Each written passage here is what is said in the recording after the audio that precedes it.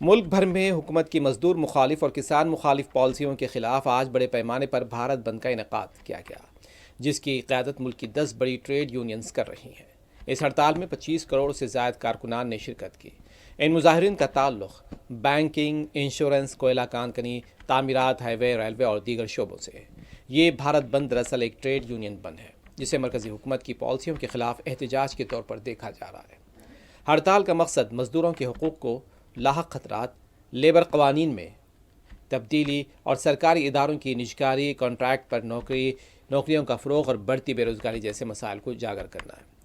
Union نے الزام لگایا ہے کہ حکومت پچھلے 10 برسوں سے سالانہ لیبر کانفرنس بلانے میں ناکام رہی۔ مزدور تنظیموں کی طرف سے پیش کردہ 17 نکاتی مطالبات کو بھی مسلسل نظر انداز کیا جا رہا ہے۔